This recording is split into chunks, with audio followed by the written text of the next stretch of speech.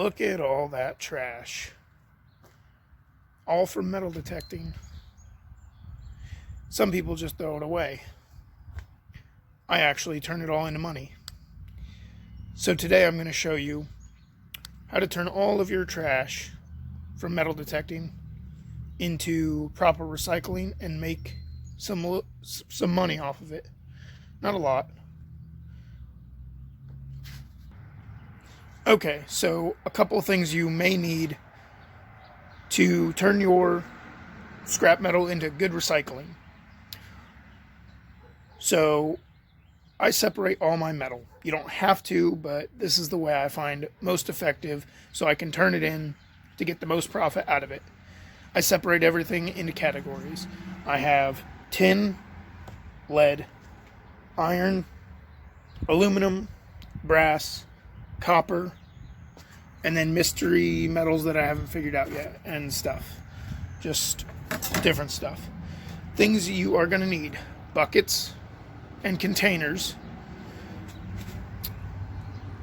a good magnet for testing different metals, toothbrush maybe to clean stuff off, files to scratch the metal to see what it's made out of, and maybe a good pair of gloves if you don't want to get stuck with the stuff.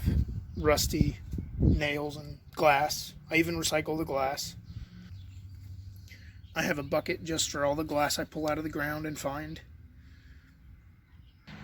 So today I'm going to show you how to turn all of this mess into recycling and make money off of it. Stay tuned.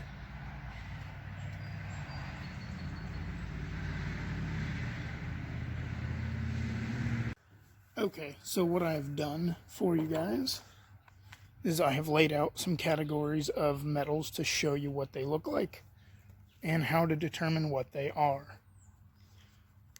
If you are unsure of your metal, there are several different ways you can test them. So I'm going to go ahead and show you a couple different ways how to test your metal to see what it's made out of. Before we get onto that, all the glass, I think I showed you the glass bucket, so all the glass just goes in there. So it's not worth anything really. Haven't found a way to make money off of it, so I just save it. Back to the metals. So tin cans and tin should stick to a magnet, but not very well.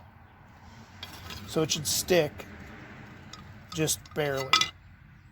It'll be really loose. It'll look like aluminum, but it'll stick to the magnet.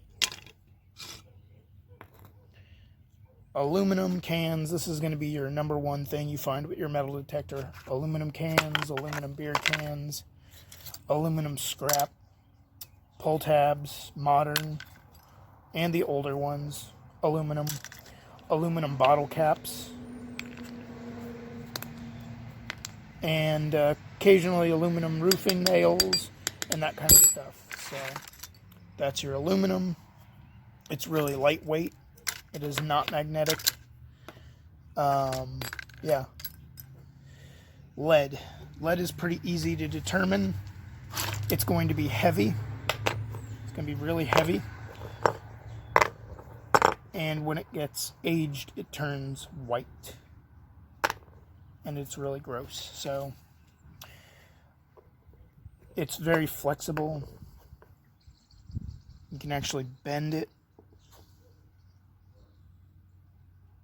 You can actually bend it with your hands. So that's, if you can bend it and it's heavy, it's lead. Some different stuff you'll find: wheel weights, fishing weights, melted aluminum, or melted lead. I mean, when metals start to get melted, it is hard to determine what they are.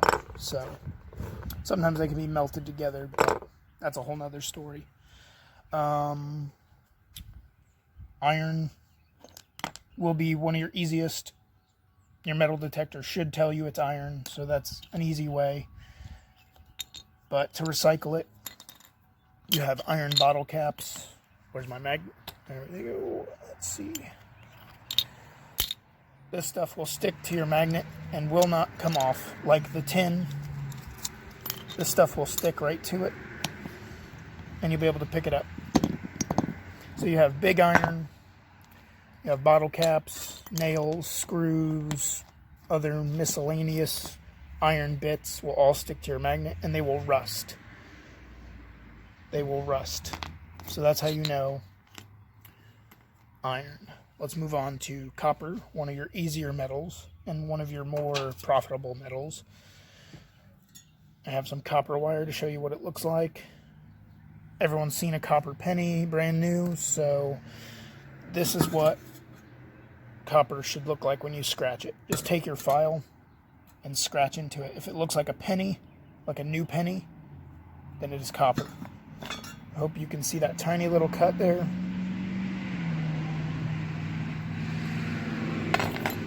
Some different pieces of copper. It will turn green like that when it's in the ground. It's like a reddish orange, looks like a penny. Brass.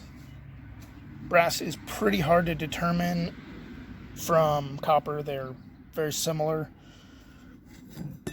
Both are used in plumbing and outdoor stuff. Locks and keys are brass. So you have stuff like this. They're just the old water hoses and faucets, stuff like that is made of brass. You have brass wiring. It will look almost like a goldish yellow color. Let's see, where did I scratch this one? I tried my best, but this stuff is tough. So you can almost see how it's like a whitish yellow. Sometimes it looks goldish, like a goldish color, versus the copper color. So, mystery metals that I have not yet to determine. I make a separate pile for those. Toy guns and toy cars. From what I understand, it's a mix of different metals. Pewter, lead, all kinds of stuff. So I just keep those separate. And I put them into a separate pile of mystery metal I don't know what to do with. I'll recycle it. And that's pretty much it, guys. All you need to really do this is your magnet and your file. A little bit of knowledge, and you'll be able to take all these metals here, separate them, and recycle them for the most part. Your recycling centers should pay you per pound or whatever it is. Aluminum, I think, is like 30-some cents a pound. I don't know about tin. Iron is pretty cheap. The two you want to really save, well, three I would say, would be lead, copper, and brass. Those are going to be your most profitable metals. Everything else is just cents. You're going to find a lot of iron. You're going to find a lot of aluminum. So I just hang on to everything, separate it, and recycle it. It's good for the environment, and I can make some money off of it for gas money and batteries and upgrades and buying gold and silver. So that's just some of the stuff I do with my recycling. I hope this helps you guys figure out what your metals are and how to recycle them properly. So you can turn that into this, and then this, and then you can turn your recycling into this, or this, silver and gold. So hope you guys enjoyed the video. I hope that helped. If you have any other questions about recycling metals, let me know. Hit me up. Shoot me a comment.